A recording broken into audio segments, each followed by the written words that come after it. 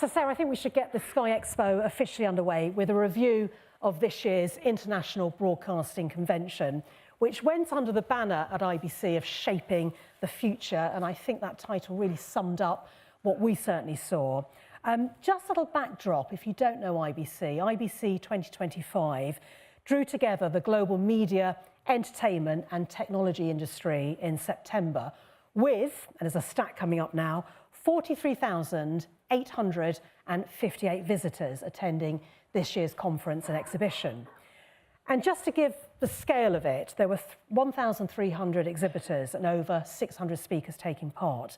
And one of the 43,000 visitors was Sarah Adams, who's an operational technical specialist at Sky Sports. Some of you know Sarah, and we thought we'd start this Sky Expo event with a fireside chat, also reflect on Sarah's experience of attending the event. So please give Sarah a very warm welcome. First of all, Sarah, for those that don't know you, I know you've got 15 years of broadcast experience, and your career's largely been focused in Sky's cutting-edge UDH HDR remote production, including flagship coverage of the Premier League football, but you've been involved in so many other sports and projects within Sky. So just bring to life briefly your experience. Well, like you say, 15 years here just at Sky, and yeah, I've seen that go from the PAL 4x3 days all the way, like you say, to our UHD HDR studios that we now have, and it's the remote side of the productions that we currently do, the Premier League and the cricket, that I mainly focus on now, and about how we can make those workflows slick so people can come in every day. It's replicated every day, same standard, and to the viewers at home, it's the same product they're getting each day, day in, day out. Yeah, well, it's great to have you here. Now, you were tasked with going to IBC with some of your colleagues.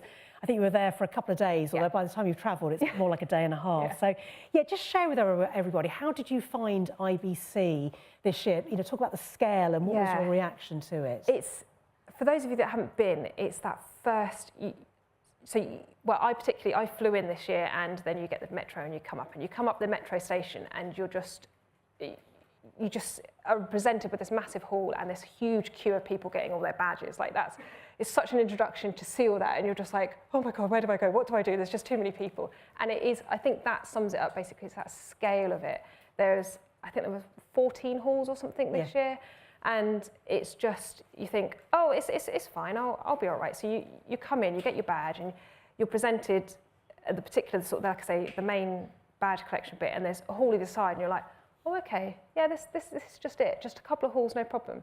But you go into one hall that then leads on to another hall, that leads on to another hall, and it's just vendor upon vendor, and there's just nothing I've ever seen like that. You go to things at Excel and you think, oh yeah, it's big, but I genuinely think there's nothing as big as IBC and the RAI and how they put it on. It's slick, it's just huge. It's grand scale of it. It is, and I think we've got a slide actually with some of the photos just showing sort of the quantity of people in there. And that was probably early morning. Yeah, that's badge collection, and you're presented with that big IBC every year, that in red, and that is part of what you have to sit and wait through when you first arrive. Yeah, I know. Well, that's if you can get through the airport to begin with as well. That's another thing, isn't it, for another time.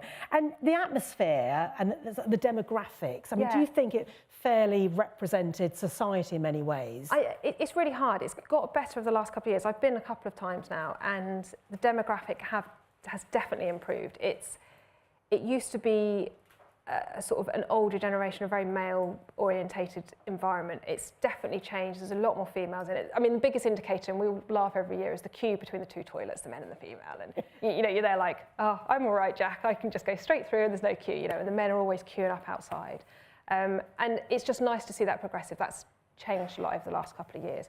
But yeah, the buzz in itself, it's just, everyone is excited to be there. Everybody's got chats. It's nice to see people you haven't seen in the industry in a long time. Like, you'll meet your colleagues that you worked with 10 years ago that you then get to go and see, that you haven't seen because your paths just haven't crossed, you know.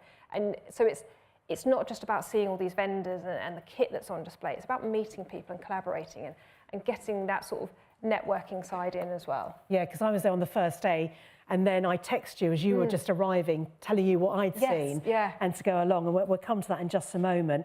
I got the impression, I don't know about you, Sarah, that IBC 2025 arrived at a real time of change, which, let's face it, is not uncommon in this industry, but the pace and complexity of change felt especially present this year.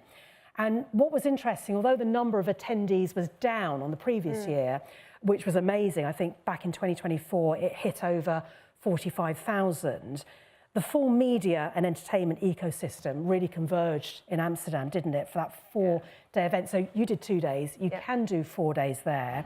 And it really brought together, I mean, global broadcasters were there en masse, content owners, you had your established tech vendors, to agile startups and fast scaling disruptors. We had people in the room who have kindly come along today as well, and it's great to see them again. But out of interest, just to sort of get a sense of the audience, I think would help you and I, who is at IBC this year? Hands up if you can keep your hands up. Let's have a look. What's your maths like? What are we saying? About sort of 40% of the room? Or was that a bit too high? I don't know. Am I being too generous? Who's been to IBC before but couldn't attend this year? Hands up. Well, there's a few, isn't there? We're going about 15%. And who's never been to IBC and has no idea what we're talking about? There we go. Hands up, please. So there's a few there. And who's just realised that they're at the wrong event and they shouldn't be here at all? Hopefully nobody. That's great. Nobody's hand up. OK, so that's interesting. So there's quite a few people here that know the show, but some people that don't as well. Well, if you haven't been to IBC before, actually it's basically been created by the industry for the industry. And it certainly has continued to evolve, just to your point as well. It's been going for 58 years. And whether you've been there before or not, the show is actually owned by 6 industry organisations, including the likes of SMPTE, who I know you've done a lot of work with. And I know they've had events here with you as well, haven't they, as part of Skills, the Sky. So the last couple of years we've run Young Innovators. And Young Innovators, is the idea is to get the younger generation through, because that was another bit. It was nice to see, I would say, going back to that demographic, there's definitely a younger demographic. I know I'm getting older, so it all puts it into perspective, but it definitely felt like there was a younger generation coming through, and simply try and encourage that and collaborate that. So part of the event we're here to do here is to get those younger skills, those university children in, to get them to an idea of what is available in the industry, but then simply followed that through at IBC, and they had a Young Innovators event there, which I attended at a session of. So, and they had several ex-students, like, postgraduate people sat on the stage and talking about their experiences and where they're leading on to, and how they find things getting into the industry and that. So it's nice to see that, again, the industry is working as one to try and get these young people through the industry. The generation that's there at the moment, they're going to disappear, and if no one's coming in to take the void, then we're in trouble. So it's about encouraging that. And it was also nice to see, because IET is another member or another contributor, organiser of the event. And again, I met a couple of students who got bursaries through the IET, and just talking to them and see their enthusiasm about and what they also found interesting was just really nice to see the next generation come through. Yeah, and we'll pick up on that point later on. Also the Royal Television Society are an owner as well. You've got IABM, which is the International Trade Association for the Broadcast and Media Industry, the Institute of Electrical and Electronics Engineers, Broadcast Technology Society. I wouldn't like to answer a phone saying that every time, but and not forgetting also Society of Broadband Professionals, so 6 key owners. And actually, as you said, it has grown in scale. And even though slightly down the figures, it was busy there, wasn't it? No. So key trends this year, IBC, shaping the future. And some of the themes that we'll pick up on: artificial intelligence, cloud computing, advertising technology, OTT and streaming, connected technologies and immersive technologies. And we'll touch on a couple of those in just a moment. But when you and I were chatting last week, one of the things that really stood out was collaboration. And we can see it on display here with the kit manufacturers, can't we? I thought at IBC, between engineers, producers, vendors, standard bodies. And that was a reoccurring thread throughout the show. And I know you had lots of meetings. So did you get that sense of collaboration as well? And I think that's partly why I enjoy going, and what you get out of it is you get to talk to these manufacturers face to face. You get to speak to them, and they want to learn how you're using their kit back from you. It's a two-way conversation. It's not just people trying to sell you stuff. You're getting that face-to-face exposure and talking to the real people that make it. So, some of these manufacturers, if they're based in, like Sony, for example, based in Japan, they'll bring some of their engineers and people over. So you get to talk to the horse's mouth, as if it were. So you get to collaborate with these people, and they learn from you, you learn from them, and then they'll take it away, and then they'll come back to you in a couple of weeks and say, look, this is what we've developed, is this what you were after? And it just enables you to get a product that you want and that's designed for you, but actually is then available to everyone else in the industry. So again, you're having that influence on the industry that is there for everybody and not just for you. And that's so important, isn't it? Having that impact early on, as opposed to, here's the product, do you want it or not? Exactly, yeah. It's working with them, getting that feedback, and you're able to design stuff, and like I say, it's there for everybody. It's not just yours. You know, they've manufactured it and they can then sell it to everybody else, and they're getting something from it as well. It's not just you, they're getting something out of it. And it's great that we've got the manufacturers here, actually. I'm going to bring in 3 of them now. So we've got roving mics on standby. And let's go over to Canon first of all. And I had a lovely chat with Barry earlier on. Barry, how are you doing? Nice to see you there. I think there's a mic coming towards you, and then you can go back to the Canon stand, because I'm sure you're going to be pointing at a few bits and pieces. So just want to get a sense of what IBC was like for you and how people reacted to the products that you were showcasing at IBC. I know you haven't got them all here because they're doing the rounds around Europe, but you've got some of them here. So welcome to you, Barry. Thanks. Hi. Hello, everybody. I'm Barry from Canon UK and Ireland. So yes, IBC this year was fantastic for everybody, I believe, but it was really fantastic for Canon because we actually had some product announcements across our range. We had the first product that we announced, which has kind of excited the industry, is our smallest cinema EOS camera, the C50. As we kind of know, the industry's changing, where a lot of people now are looking for smaller, lighter, and more convenient cameras to carry around, but they expect these cameras to do a lot as well. So the C50 is our smallest camera. It's a full-frame camera, can do 7K RAW internal.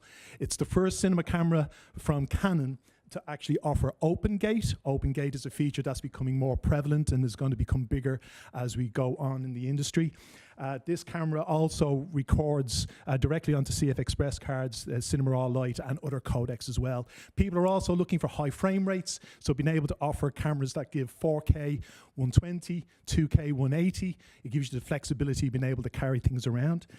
This camera also has dual base ISO. So depending on how you're shooting, if you're a content creator, you're looking for a B camera, this camera is going to be able to offer that for you. What we've also done as well is Canon's evolving its lens range, and what we also announced at the show was our new VCM lens.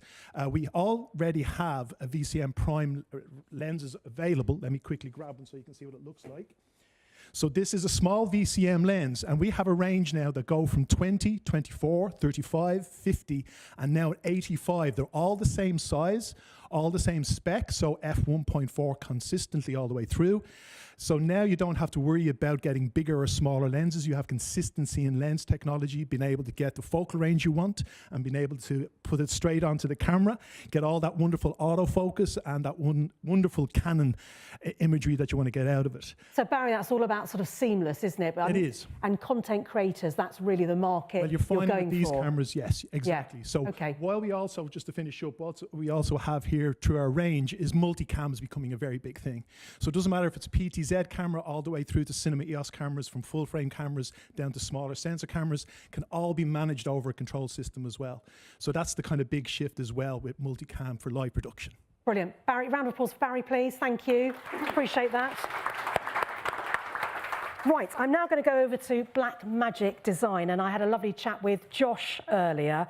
And I don't know if you know Blackmagic Design. I know many people in the room do, but they basically have been around for a while now, haven't they? Grown rapidly to become one of the world's leading innovators and manufacturers of creative video technology. And I think there was a switcher you were showing me earlier, Josh, that has had all sorts of extra features. So again, what was IBC like for you, and how did the products go down?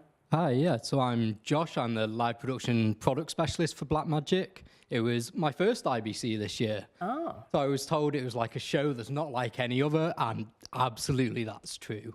To go see people that I've had relationships with through Blackmagic for 4 or 5 years now, to meet them face to face, like Sarah said, is just so valuable. The demo that I was on at IBC was for our A10 Mini Extreme ISO G2, and it's a updated continuation of a product we've had on market for a few years now, and it's taken all the features that's had, so built-in chroma keying, DV effects, live streaming, audio control, and just taken that to a new level.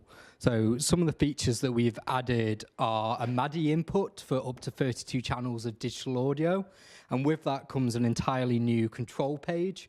So you can control all of your audio processing, so EQ, dynamics, and compression. You're looking at also camera control. So if you have the range of our cameras from the Ursa Broadcast G2 to our studio camera, you get full color control, shading, iris, pedestal, all of that control directly through the new A10.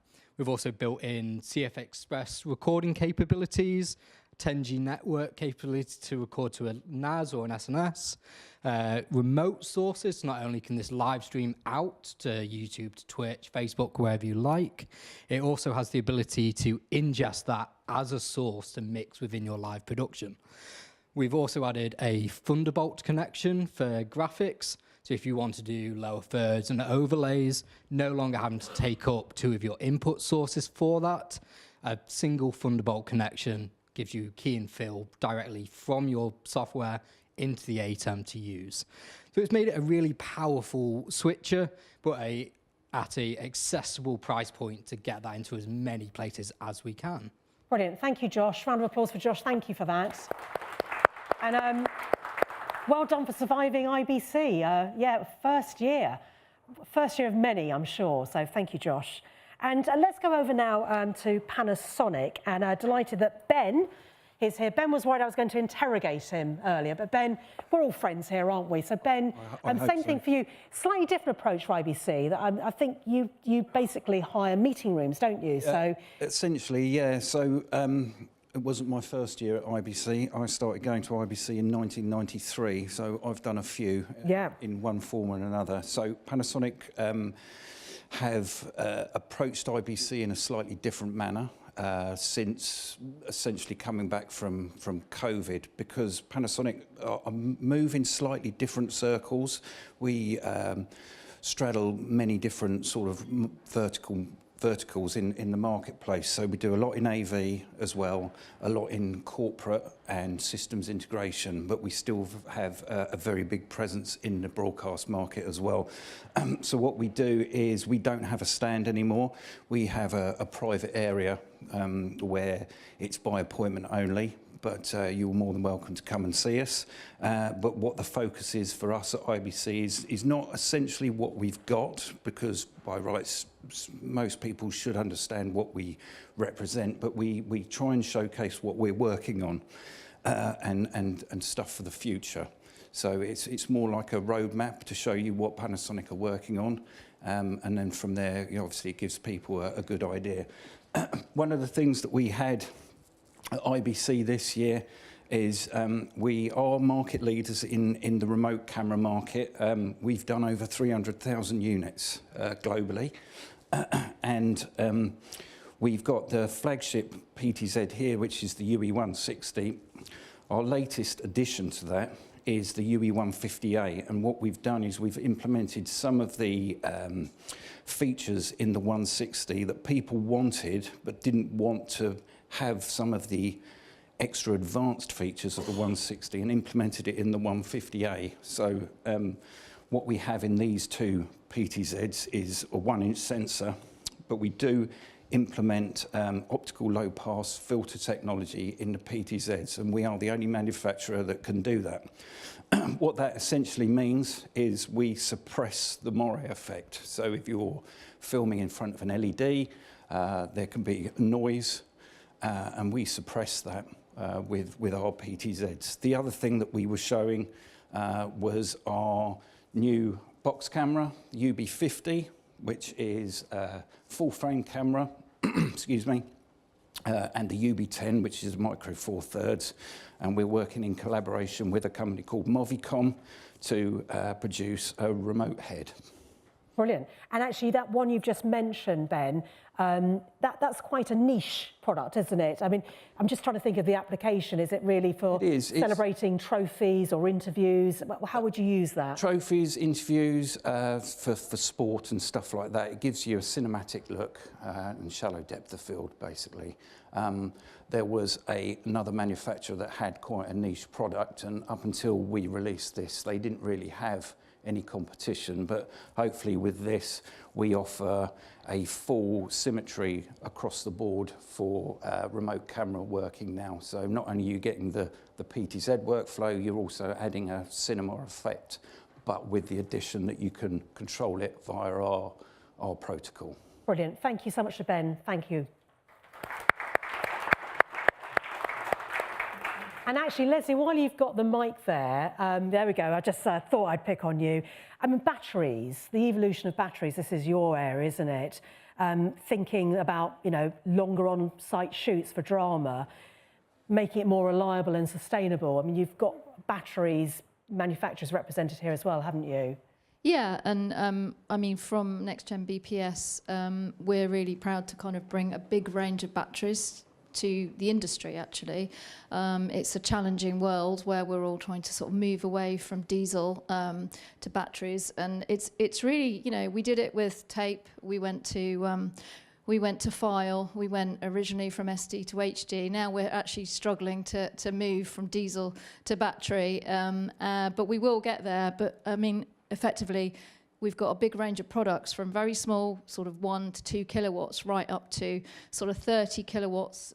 Those two units over there, known as the Emperors, will be expandable. So people have got no excuses now. Yeah. And we're bringing them to the market. So come and have a look and learn more. Indeed. Thank you so much for all our contributors out there. And obviously there's loads of other kit manufacturers here, so you've got loads of opportunities to have a chat and explore all the different exhibitors that are here today, both inside and outside. Sarah, just moving on now, artificial intelligence. It's taken maybe 20 minutes before it was mentioned, which is probably the longest. A record, yeah. A record, indeed. And I really felt beyond the hype, and I don't know about you, but it felt as though AI has moved from that experimental to operational with content creation, and content creators at the heart of driving much of the change this year. So did you think AI was more tangible this year than previous years? Yeah, I mean, I would say the last couple of years we've gone, and I think one year they might have had an AI hall, and you go in and there's all these stands and things, and they all have an AI product, but they don't know what to do with it. So there's almost like, I suppose that's what part of IBC is. They've developed this AI thing, but they don't know how they want to use it within the broadcast industry. Whereas this year, we went in and everybody's still that AI buzzword everywhere, but they actually had something to deliver, a product that we could use, a product that we could see, like you say, tangible, and that you looked at it and go, oh, okay, perhaps I can see the benefits of this in a live environment.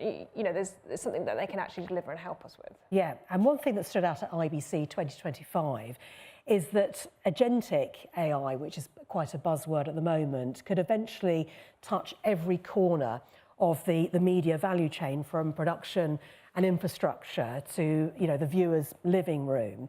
So AI in live production, so those AI agents and assistants for live production, so real-time metadata and graphics, automation, sort of versus that human oversight was the things I was thinking about. And you saw that in action, didn't you? Yeah, so it was more, AI isn't there to replace us, it's not there to take over from us, and it's a bit like automation. It's a little bit scary still at the moment, I guess. You know, people sort of fear for their jobs, but it's that thing where you should embrace it, because it won't, I'm not saying it will never take anybody's jobs, you know, just like automation and, you know, things like that, but it's there to help us. It's there to take away that human error element.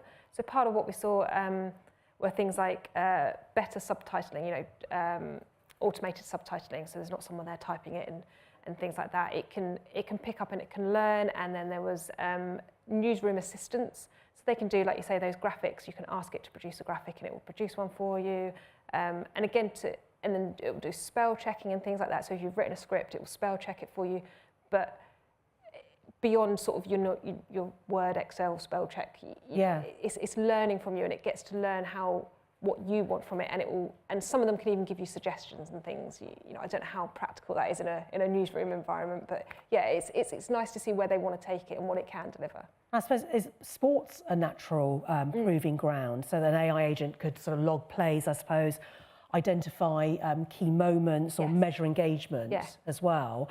And I'm just thinking about those tier 2 sports where, you know, costs are tight, but it can unlock, you know, new revenue streams. Is that an application you see? I think so, yeah. I think it would enable those, like you said, those tier 2 productions where you don't necessarily have a lot of money to put into it, but you still want to produce the same level of quality of product as your tier 1s.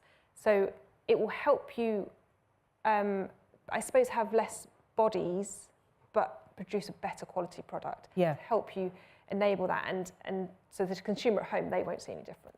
So, like, for example, netball, that's streamed straight to YouTube, is it? Yes, so Sky Sports stream that straight to YouTube. So, I mean, for things like that, you could, how I see it personally is almost like it could do the scoring perhaps, or a lot of these cameras, manufacturers now will do automatic ball tracking and things like that, especially for like the wide shot, which we're currently PLP using on the football, that it enables that better consistency across it.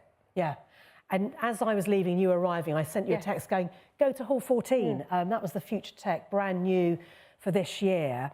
And it was highlighted in advance. I watched loads of sort of press previews on it as a standout feature. And actually, it didn't disappoint. Sometimes the hype can make you think, come on, what was it all about really? But that's a real new hub for emerging technologies and collaborative projects. And obviously, I don't have a say in how it's organised as a show, but I would imagine that's there to stay. And there were live demonstrations there of generative and agentic AI. There was immersive and interactive media, cloud-native workflows, private 5G networks, sustainable innovation, and so much more. And I came away with the impression from that Hall 14. I don't know if anybody else went to it here. Just hands up if you went to Hall 14, yeah. Oh, quite a few actually. I don't know if you got the impression that engineering excellence is more critical than ever. That's what it felt, sort of smelt and breathed it.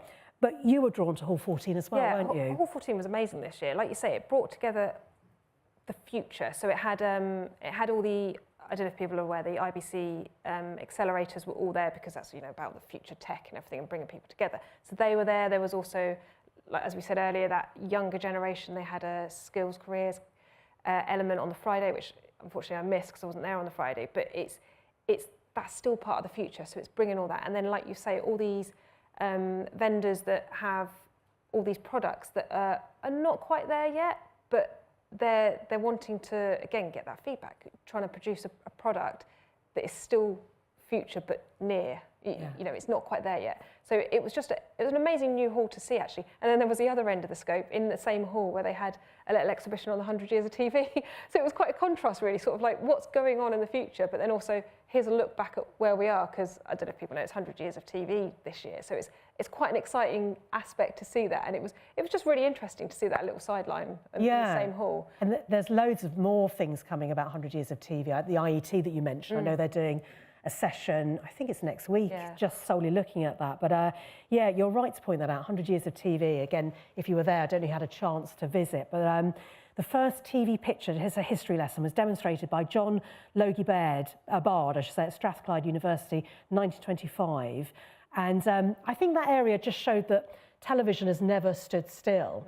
And let's have a look at the last 100 years, but let's see what the next century has in store. And it was a really immersive 100 years of television installation, so showcasing from that iconic moment back in 2025, to highlighting, I think, key moments like colour broadcasting, streaming. And it really was a well-curated journey through the past, present and future of broadcast and media innovation. And on display, there was archival material, historical hardware, there was interactive elements, including an LED wall.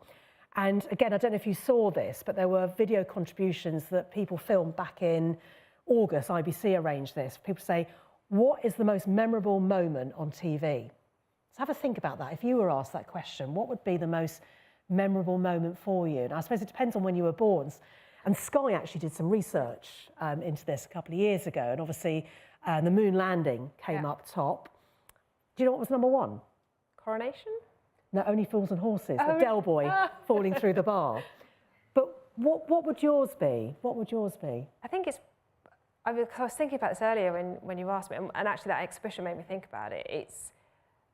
It's a horrible bit of a sad thing, but it would have been 9/11. It was just that concept of just not really understanding what was happening and realising, I was fairly young at the time, I think I was 17 when it happened, so it sort of puts it into perspective that you're like, oh, okay, the world is bigger out here. You know, for me, it was that sort of like, oh, there is stuff happening outside my little bubble as a teenager.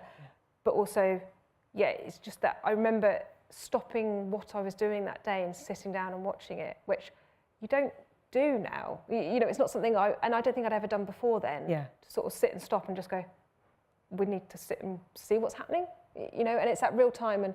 And I suppose people nowadays would have just got on their phone or whatever, but I still think TV's got that place where you just sit down and watch it. Those big moments. Yes, yeah. Yeah, and also featured with the funeral of Queen Elizabeth II as well. Lots of drama as well, but Only Fools and Horses, Del Boy falls through the bar. And Line of Duty, when Dot was exposed as the caddy. But again, I suppose it depends on where you are in life. Yeah. But 100 years of television, yeah, fantastic part of Hall 14. You mentioned also the IBC Accelerator Media Innovation Programme, which we haven't got time to go into full detail. That was also in Hall 14. And that was created, just as a bit of background, in 2019 as a framework to join up the media, broadcasting and technology industries. And it brings together buyers, so champions, and sellers, participants of media and entertainment technology to collaborate in really fast-track solution-focused innovation projects. It's where I met Simon, actually, back in February. So every year, they launch the innovation programme. And this year, it was done in central London. And the idea is that a whole load of projects are pitched, and then 8 or 9 are whittled down and selected. And they have a fast sprint, 4 to 6 months from the time of pitching on Kickstart Day in February to the IBC show in September, where all the results were showcased at the IBC's Future Tech stage. 8 different accelerator projects, 1 incubator project, and I know there were 3 that caught your eye, Sarah. Can you remember them? Yeah, so I think for me, part of the IBC accelerators, it shows that collaboration again between those manufacturers, those industry leaders and things like that. But the 3 that spoke out to me were one called EcoFlow, which sort of a snapshot in time about real-time monitoring about where kit could be using a lot of CO2 and things like that, or a lot of energy. So as a broadcaster or whatever, you can monitor and look at elements, and also it predicts where other consumption is happening beyond your control, such as the consumer at home with their TV and things like that.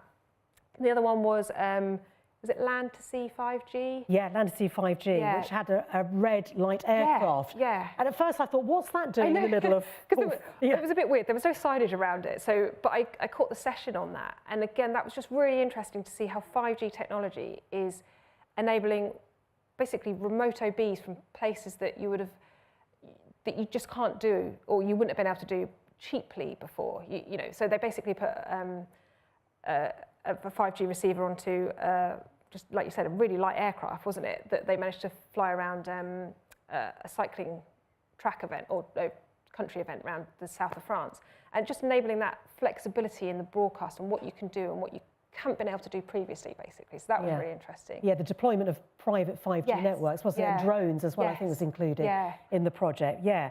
And then there was the AI assistant agents in live production. I think you went to that one, didn't you? So that was just more interesting to see it from a newsroom environment. And again, how this AI is actually tangible and how it can help in a newsroom environment.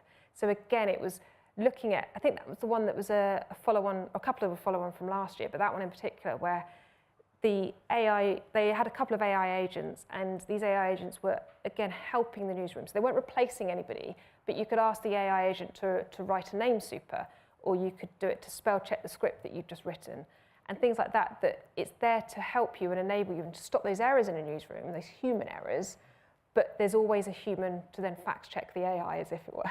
Yeah, I suppose navigate those run orders, like you said, detect errors. Yeah, and so, yeah, we won't go through all of them, but again, on the website, they've got loads of materials on there, so if you want to see the accelerator projects, because actually change does happen. Yeah. Like 5G in a box won the accelerator project 3 years ago, and that's been deployed at the Olympics and other sporting events. And bringing those champions, those partners together, you fast track that innovation. So Definitely. yeah, I'm glad you got to see some of those. And how about cloud hybrid workflows? That was another major theme, wasn't it, at IBC 2025?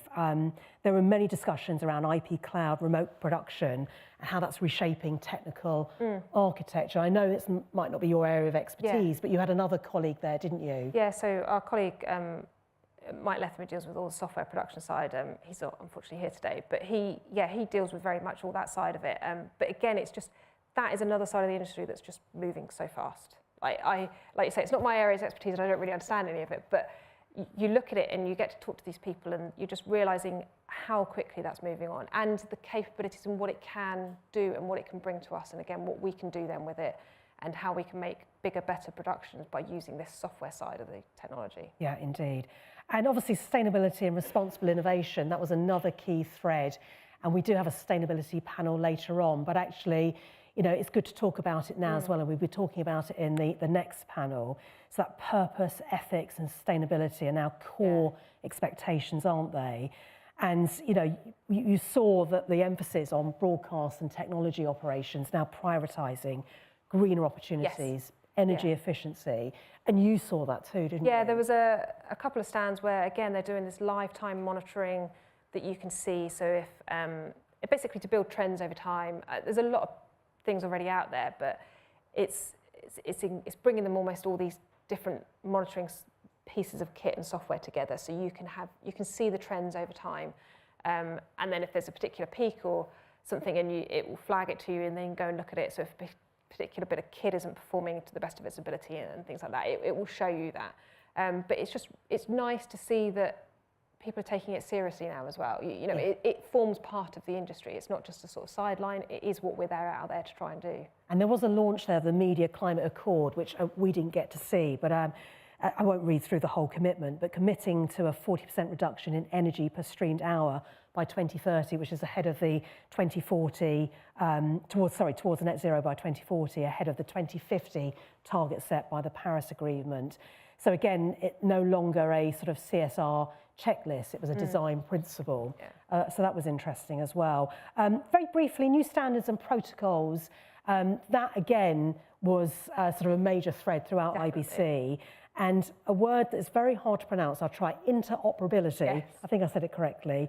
That was interesting to see what was being developed there, open codecs, open media formats, and what that means for equipment makers and system integrators. But you know, you picked up on that interoperability. Yeah, and I think it's partly because we've experienced this firsthand. You know, we've got a brand new gallery that most of the issues we've had is that interoperability. You know, one bit of kit not talking to the other bit of kit. And even though those standards exist, it's that there's little nuances within those standards. So both manufacturers are adhering to standards, but it's then they're adhering to different parts of that one standard. So, you know, it's seeing how, again, those manufacturers want to work with us and understand where they've fallen over, as if it were. So but you're right, that's such a key aspect of it, where they're all trying to deliver to these standards, but like everything in life, they have a standard, but it might not cover everything. So we're now finding those little pitfalls in it, unfortunately. So again, someone like IBC is trying to improve on those standards and trying to make sure it's fine throughout the industry, and everything just essentially, you can buy a bit of kit from any manufacturer and it just works. You know, you can plug and play together. And to pick up on the point that you raised earlier, inspiring that next generation, and I know you were a mentee in the 2022 RISE Women in Broadcast scheme, and also actively volunteered with the Rise Up Academy. So this is something that you're very passionate about, inspiring and educating young people. I mean, there is a skills gap though. So where do you see the skills gap, and what impact do you think that's having on the likes of Sky and the general broadcast media industry? Skills, I would say, is in this engineering technical side of it. It's across everywhere, of course it is, but it's this engineering side. I find it fun, and I want other people to see that it is fun.